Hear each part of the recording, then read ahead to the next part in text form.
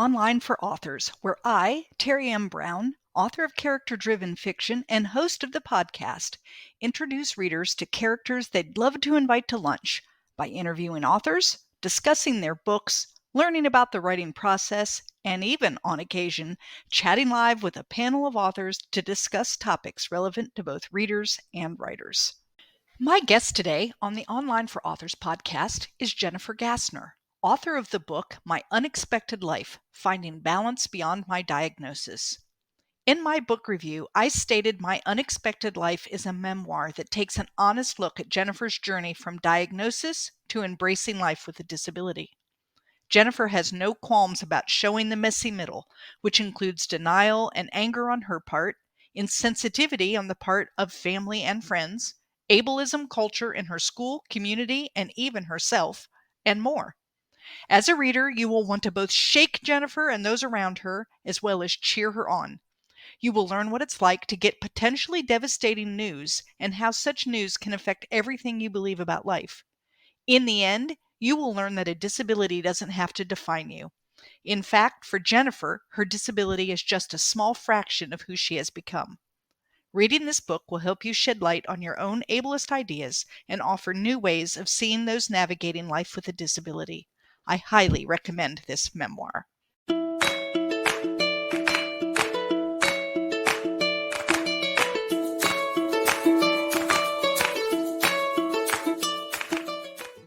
Today on Online for Authors, I'm chatting with Jennifer Gasner, author of My Unexpected Life: Finding Balance Beyond My Diagnosis. Welcome, Jennifer.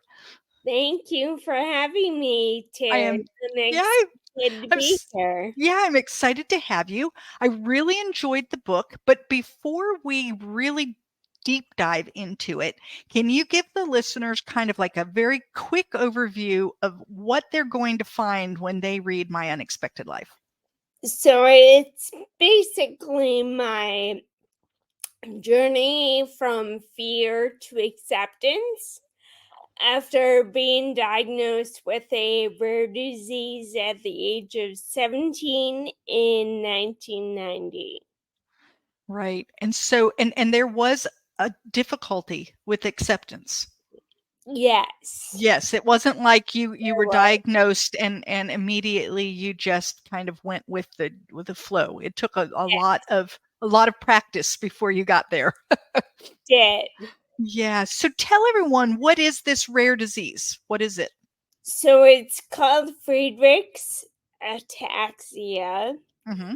It's genetic, so both my parents are carriers and have the gene. It's also under the umbrella of muscular dystrophy.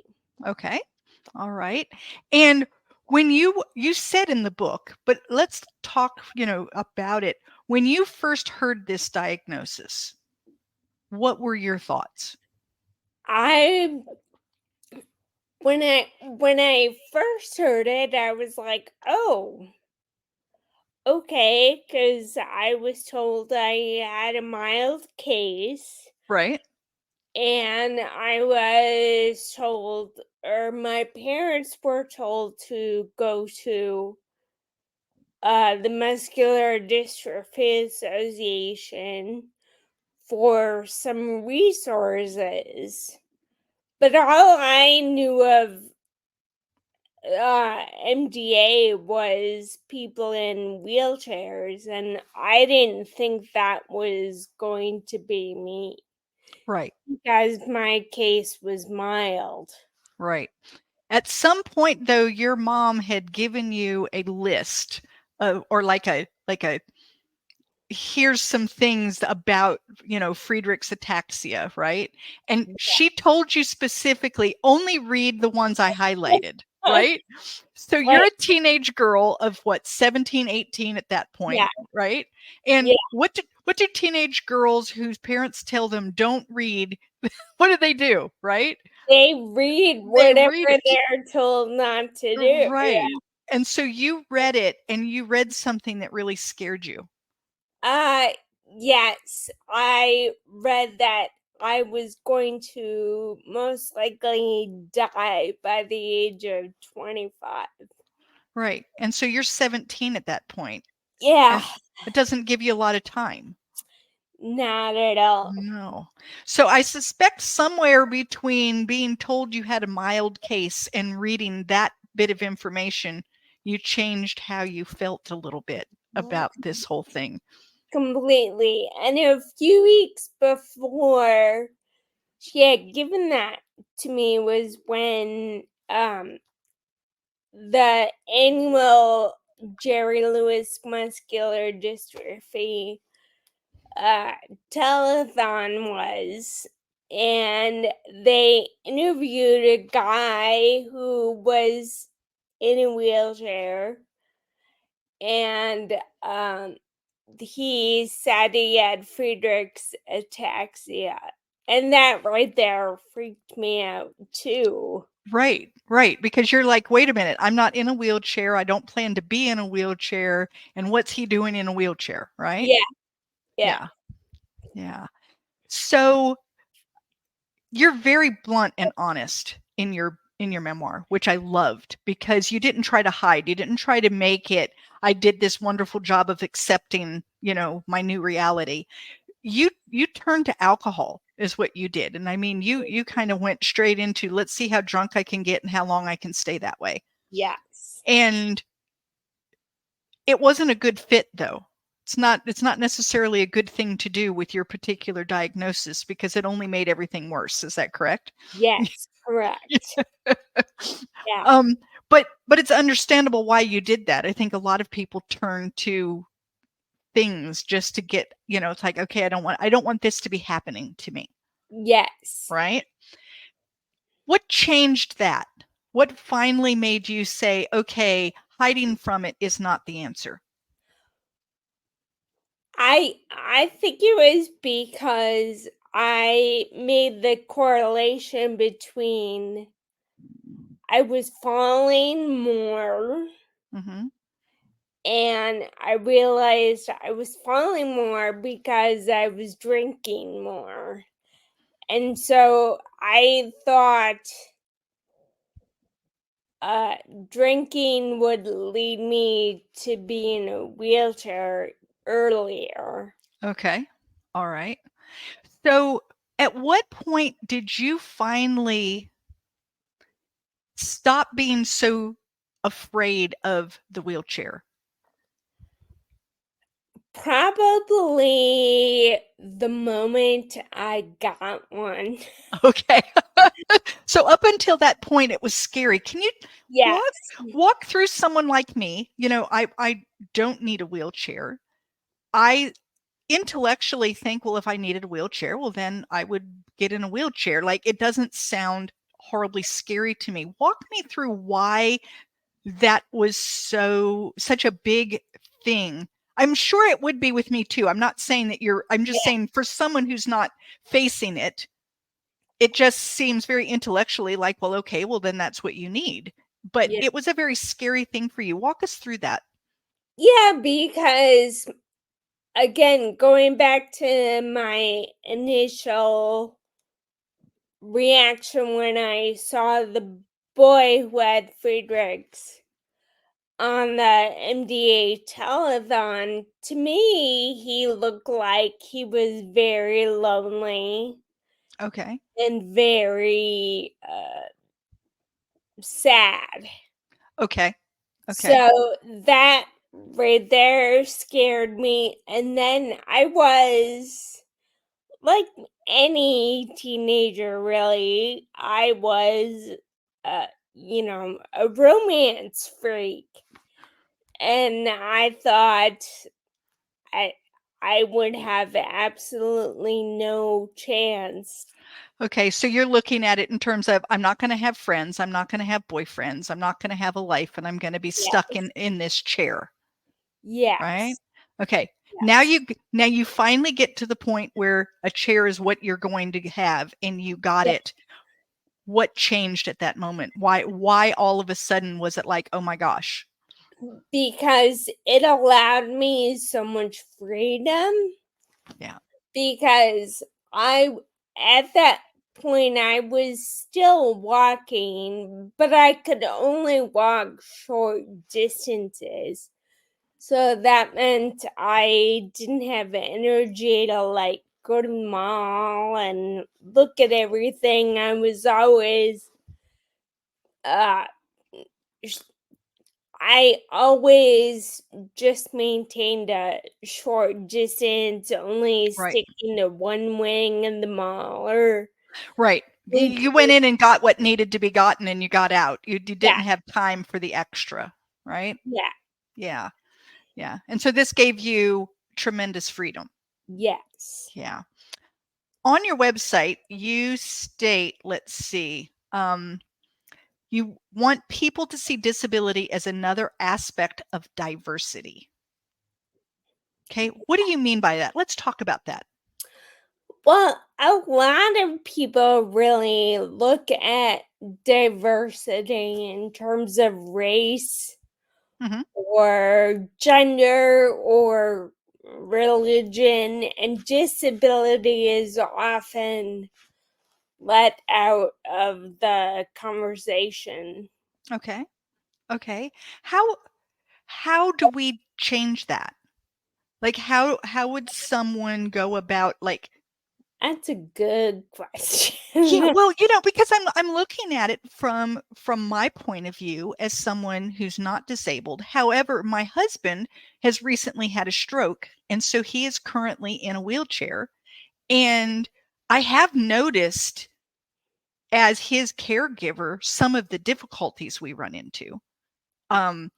Like going to the bank and they are doing repair work on the sidewalk just at the ramp and there's no way to get the wheelchair up onto the sidewalk because they have the Yeah. ramp closed.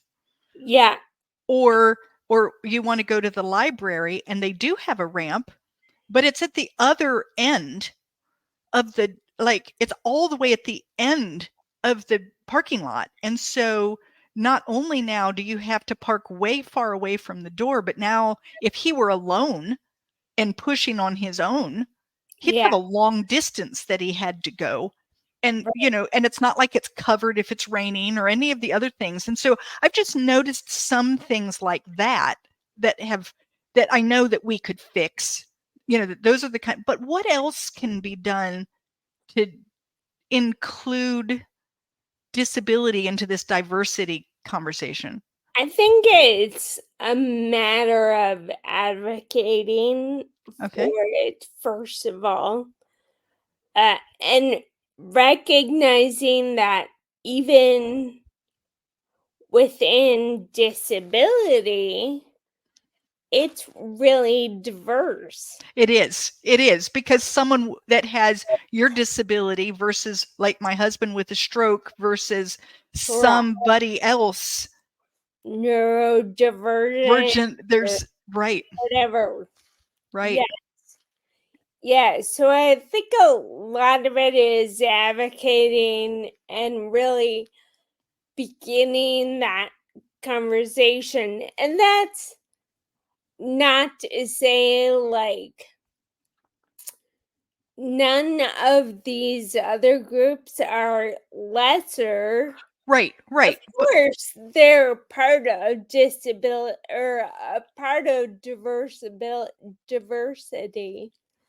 But I think disability belongs there. it belongs in that category.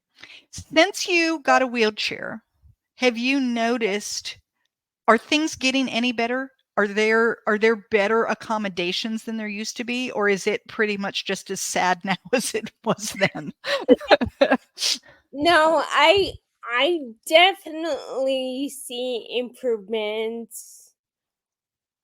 Although I hear from I have quite a few friends who are professors at universities and teachers, Mhm. and uh there's still a little bit of a pushback in terms of making accommodations, Right, right. but for the most part, there are a lot more options. which is good. Yeah, Yeah. I mean, Yeah. technology is a huge part of it. I was just looking at some AI program that will actually take notes for you Wow. in class. And that would have been amazing for you. Yes, that Yeah. would have been tremendous. Because you ended up, someone had to take notes for you, Yes. right? And so there would be like a classmate who would take notes and then essentially give you their notes. Yeah. Yeah. They copy them, Right. and Right. this was way before anyone had a laptop. Right. Right. This was back in the 90s, in the dark ages, right? Yeah. um I noticed too, like you talked about different things. One of the things was that you were supposed to have space to take a test. And there was, I don't remember which of the colleges that you were at the time, but they changed where they had the disabilities group, and they intended for you to take your tests in this open room where they were doing copies and people were walking in and out and everything else. So but nobody did that because they said, oh, we don't like Jennifer and we don't like people with disabilities. But it's like they don't think things all the way through. Right. There's some undercurrent going on there and implication to that. Yeah. Yeah. I think a lot of times people are just clueless. Do you know, I mean, really, like, it's not even that they're trying to they're not even trying to say anything. They're truly Right. clueless, or they've been given information that they then assume goes across the board. Yeah. For instance, I've taken my husband into a restaurant in the wheelchair and they ask me what he'd like for dinner. Yes. Oh, yes. Right? And That's annoying. right. And I don't think that they're doing it because they're mean. Like but they in their mind somehow equate someone in a wheelchair must also not have a mind. Right. That Right? and that also goes back to expectations. Right. Like Right. we're taught, and a lot of it I think is not necessarily overt, Right. but we're taught that you should have low expectations of somebody who's disabled, which again goes back to how I felt Right. when I first saw somebody. Right. And because you didn't want to have those low expectations of yourself, so therefore you didn't want to be in a wheelchair. Right. Yes. And so I think that the biggest way to help is you have to re-educate people. And you have to help them understand that it's better actually to have higher expectations and have to back off than it is the other way around. So, for instance, if you ask someone in a wheelchair what they would like for dinner, if they can't tell you, their caregiver will. Yes. It's better to ask them and be wrong than ask the caregiver and be wrong. Right. Because, right? Right. And so it's better to have high expectations of the person with the disability and let them tell you if they can't, Yeah. oh, that's not something I can do. Let me do it this way or whatever. Yeah, Right. there's a commercial for I think it's World Down Syndrome Day, Okay.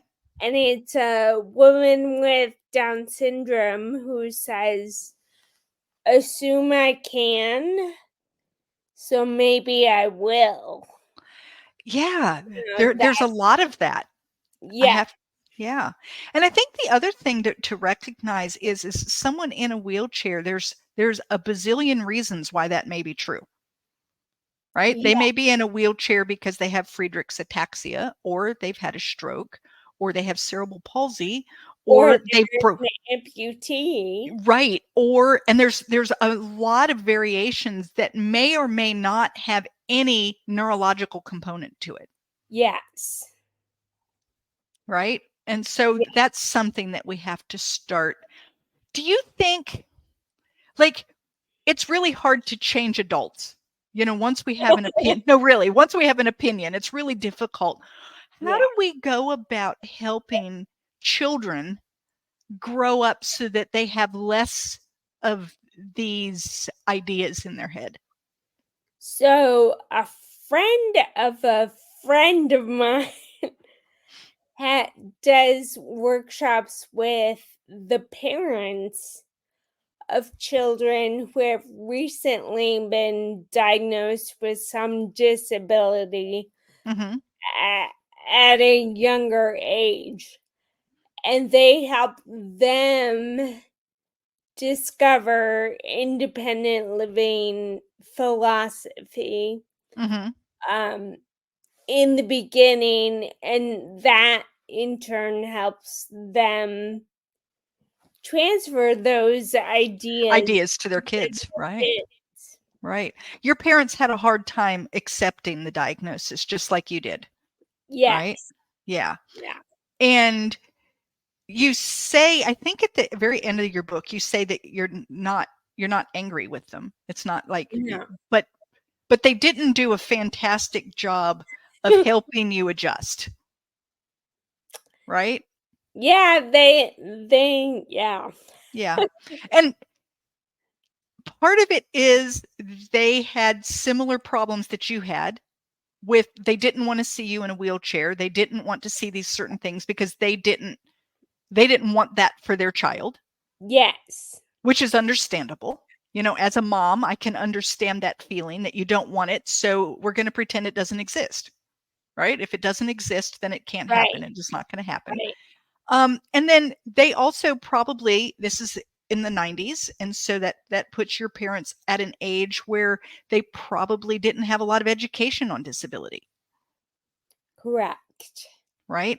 I know that when I was growing up, so I'm 60, so I'm older than you. I'm probably closer to your parents' age. And when I was growing up, they put any child with a disability separate. Yes. So, I And mean, if you were in a wheelchair, you didn't go to school with me. If you had braces on your legs, you didn't go to school with me. If you yeah. had any kind of neurological issues, you didn't go to school with me. I didn't see any of that, and I knew they were different and they went somewhere else. Yeah. I so this is kind of interesting. My grandmother, Mhm. my mom's mom, uh I don't exactly know her title, but she worked in one of these facilities for that kids with disabilities often got shoved in. Right. And this was in the 40s, 50s, whatever. Mhm. And my grandmother, by today's standards, this would be unthinkable. But my grandmother had pictures of them all. So I used to sit and look at these pictures of these children with whatever disability, and that's kind of how I learned about it. And I think that's how my parents Right. did Right. too.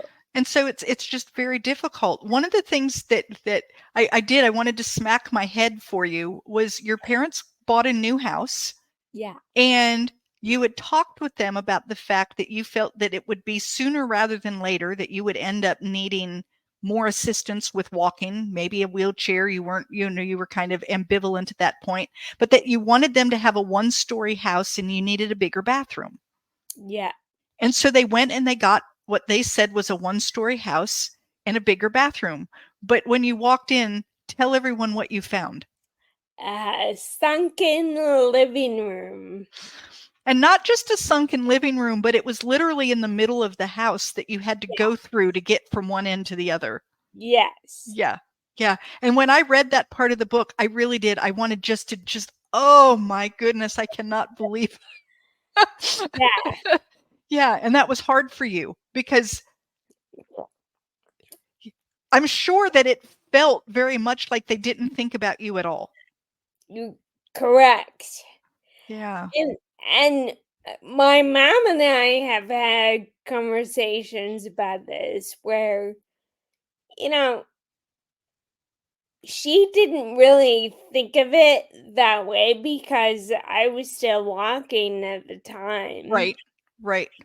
And I kind of understand that, but at the same time, I'm like, But you knew it was coming. Yeah. Or you should have known it was coming. Right. yes. Yeah. I think there was a lot of denial going on there.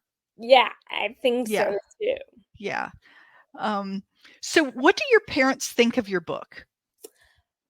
Well, surprisingly, my mom said it made her cry, which I expected, but she said mostly she was sad because she and my dad didn't do a better job. Well, and I can tell you as a parent, we do our best. Oh, But I we know. often look back. We often look back and say, "Oh, I could have done better there," Yeah, and it's easy in hindsight. In hindsight, your mother would have never bought a house with a sunken living room. But yes. but hindsight's not where we live, right? We live Right. in the present. So, all right. Um Other questions that I have. So, we talked about we want to make things more accessible. Like that's something. What else would make things more inclusive for you or for other people with disabilities? I think a lot of it again goes back to the expectations and the attitudes Okay. that people have about people with disabilities, like asking us if we want to go to whatever concert or see movie or whatever. And it doesn't necessarily have to be a physical thing, but we still would want to be included. Okay. All right. So to not set up boundaries that don't exist. Yes. Yeah. So if you would Right. ask any other friend to the movie, then you should be asking Jennifer too. Correct. Right. Right. Yeah. Anything else that you can think of that would help with this inclusivity? Yeah, I think that's a big one. And just to remember, like, we are normal Your people, people. Right. you know, and just because you do something with us doesn't mean like we're gonna be calling you and asking you favors 24/7. Like we figure out our own way to do things, Right. and Right. Right. I think that's one of the things is almost to stop looking at the disability and look at the person, right? I mean, you need to know about the disability to make sure that you can accommodate it. Like if they're going to ask you to the movies, you want to make sure that the movie theater that you're going into is going to be able to accommodate your yeah, chair. yeah, But on the other hand, we don't want to think of Jennifer as a disability. That's not who you are. You are correct. It's someone with a disability. You are yeah, not a disability, right? disability is a slice of my identity. It's not the whole picture. It's Right. just part of me. Right. And we all have things in our lives that change how we react to people and what we can and can't do. And it doesn't necessarily have to be something as big as a disability, but we all have limitations. Yes. And yours is no different. You just have one that more people notice, Yes. right? Where they might not notice mine. Exactly. Right? Yes. Right. So you said that and I love this. It's a great segue because you said that, your disability is only a slice of who you are. So who else is Jennifer? Tell us a little bit about what you do and what you love. I love hanging out with my dog.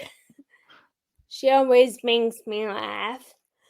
I am a girlfriend as well. So my boyfriend and I have been together for almost 14 years. Wonderful. I'm a daughter, of course, and I'm a great friend and a huge music lover. Although, honestly, I'm stuck in the 80s and 90s. I don't really know a lot more beyond.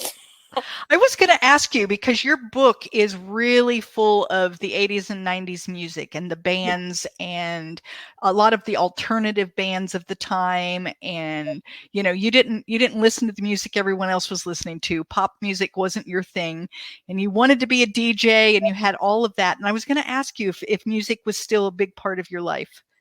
It is. Actually, my boyfriend and I always play a song quiz Mm-hmm. on my Alexa every morning. And do you win? Yeah, for the 80s, yeah. Yeah, there's times.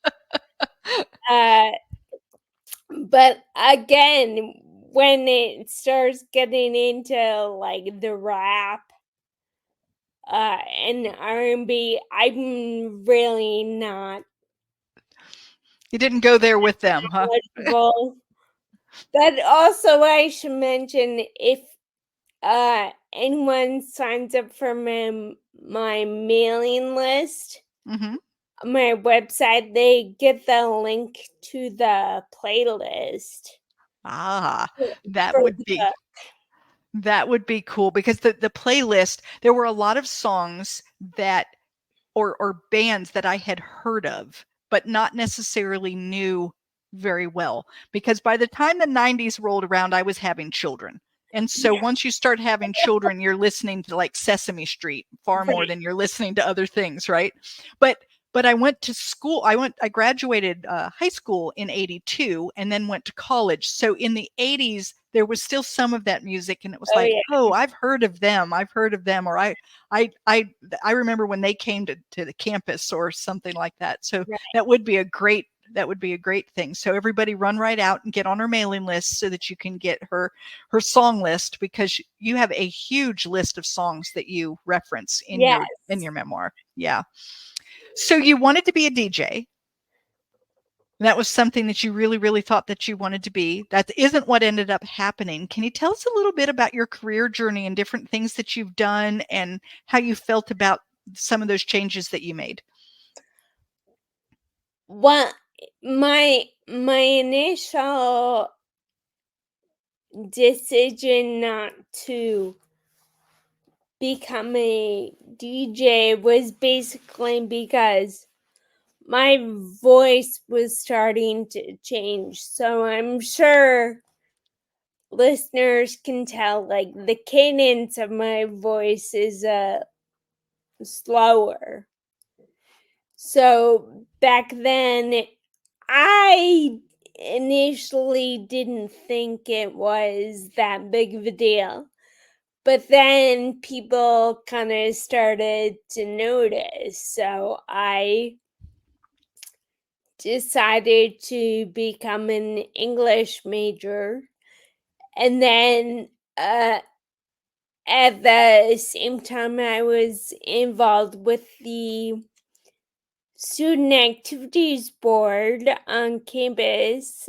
And I decided to become the person on campus that books all the bands.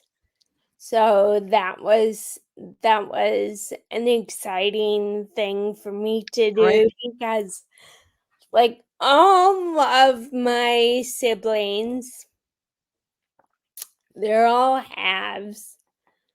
I have siblings and they're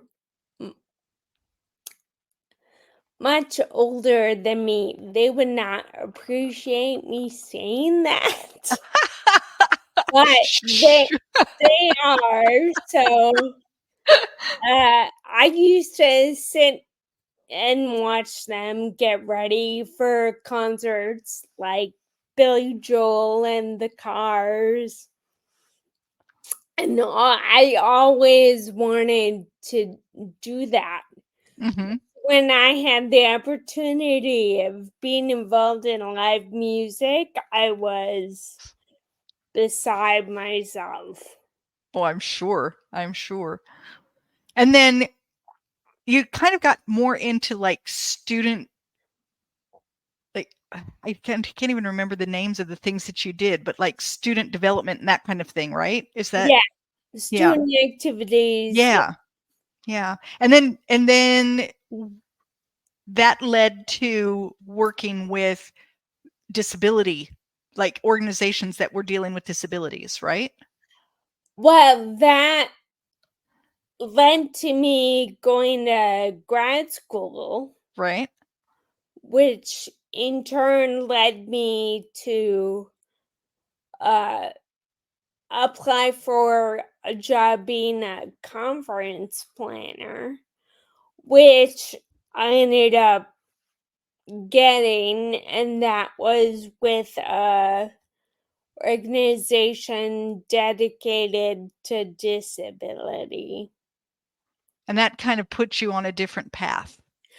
Yeah, that was really the first time I had been around uh people with disabilities and really started to understand the concepts behind the independent living theory, Mhm. um, and things like that.